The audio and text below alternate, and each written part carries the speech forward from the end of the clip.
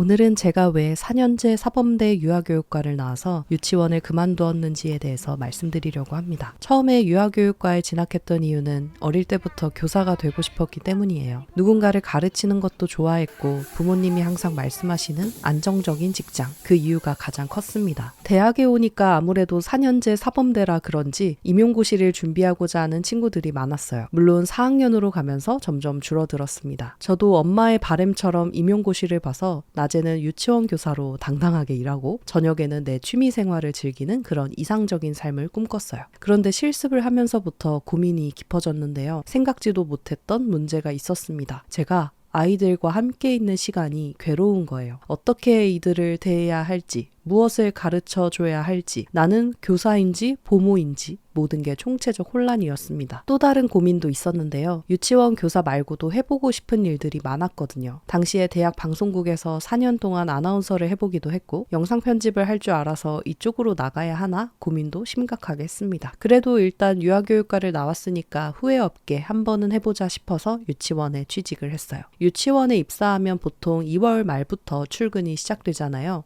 제가 딱 4월에 퇴사를 결심합니다. 너무도 활동적인 친구들이 저희 반에 많아서 아이들이 많이 다치기도 했어요. 그리고 제가 가진 여러 특성들이 교사라는 직군과 맞지 않는다는 생각이 시간이 갈수록 커졌습니다. 한 3가지 정도가 있었는데요. 첫 번째는 저의 작고 낮은 목소리였어요. 제 목소리가 이렇다 보니 아이들 소리에 묻히기 쉽상이었습니다. 물론 조용조용하게 아이들을 다루시는 훌륭하신 선생님들도 계시겠지만 저는 그게 정말 어렵더라고요. 두 번째는 제 말수가 적다는 것이었어요.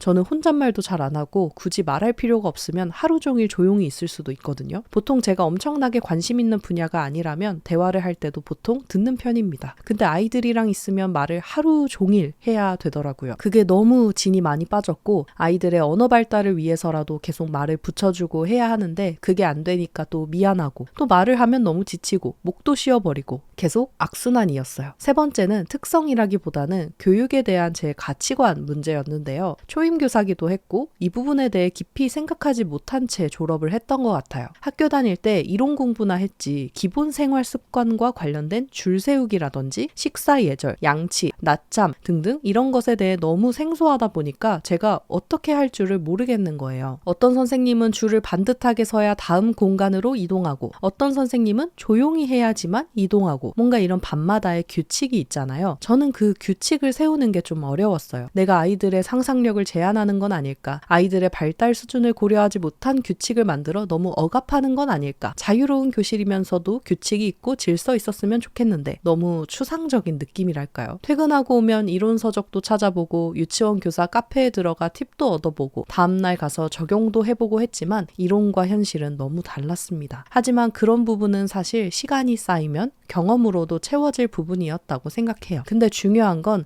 제가 그걸 더 배우고 노력하고 알고 싶은 마음이 없었다.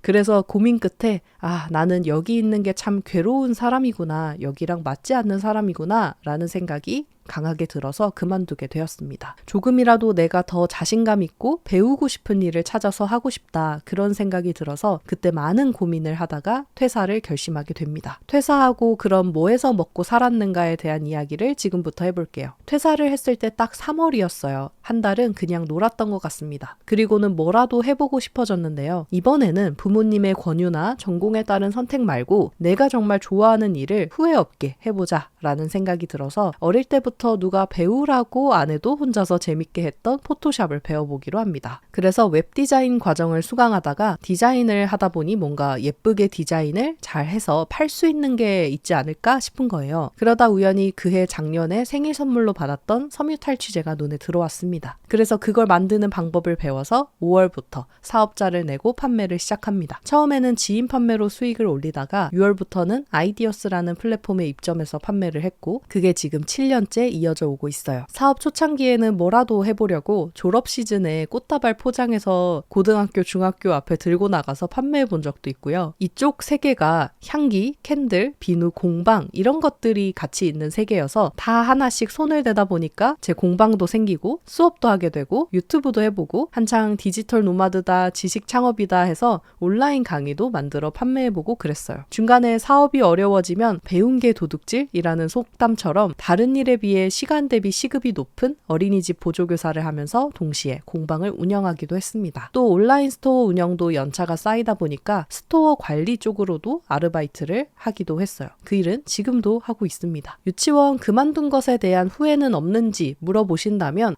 저는 참 잘 그만뒀다고 생각합니다. 정말 이 직업이 잘 맞는 분들도 있겠고 또 그냥저냥 다닐만 해서 다니는 분들도 계시겠지만 이게 저는 숨이 막히는 느낌이라고 해야 하나요? 일하기 싫어 이런 투정이 아니라 와 이거는 진짜 내 일이 아니다 이런 느낌이 딱 들었거든요. 또 그때보다 지금 훨씬 더 시간도 여유롭고 자유롭고요. 제 능력으로 직접 회사를 통하지 않고 돈을 벌어보는 경험은 생활력을 정말 강하게 만들어주는 것 같더라고요. 유치원 퇴사하면 또 어떤 전문성을 가져야 하니까 대학을 또 가야 하나? 뭐 그런 생각들도 참 많았는데 그런 것 말고도 먹고 살 길은 참 많다는 걸 깨닫게 됐습니다. 특히 저는 온라인 사업을 공부한 게 참 잘한 거라고 생각해요. 온라인으로 뭔가를 팔 줄 안다는 건 할 수 있는 일의 범위가 정말 넓어지는 것 같거든요. 또 제일 중요한 월 수입. 당시 방과 후 초임교사 월급에 비하면 지금은 평균적으로 대기업 과장급 정도는 벌고 있는 것 같아요. 제가 대학을 다니던 때까지만 해도 유치원 교사라는 직업이 뭐 여자 직업으론 최고다 이런 분위기도 있었고 안정적인 직업으로 여겨졌는데 지금은 또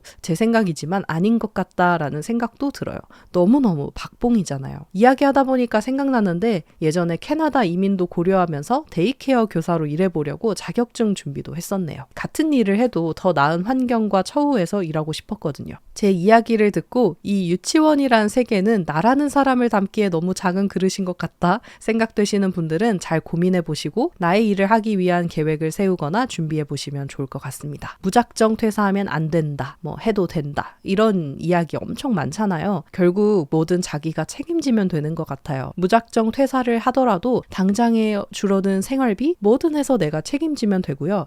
나는 그게 너무 불안해서 싫다. 내 일의 시작이 늦어지긴 하지만 직장을 생계 유지 삼아서 다니다가 천천히 안정적으로 시작해보고 싶다. 그것도 내 책임이자 선택이라고 생각합니다. 그리고 생각보다 사람은 유연하고 적응의 동물이라 어떤 상황에서든 살아남으려고 발버둥 치게 되는 것 같아요. 그래서 아무것도 모를 때 결혼하라고 하나 너무 많이 알면 시작을 못해. 멋모를 때 사업을 시작하고 이 10평 남짓한 작은 작업실에서 사부작 거리다 보니까 대단한 무언가를 이룬 건 아니지만 조금씩 어른이 되어가고 있는 것 같아요. 인생을 배우고 있는 것 같습니다. 제 이야기를 듣고 도움이 되셨거나 저를 응원하는 마음이 드셨다면 구독과 좋아요, 알림 설정 부탁드리겠습니다. 앞으로 이 작은 작업실에서 어떤 일들을 하며 홀로서기를 하는지 기대해주세요.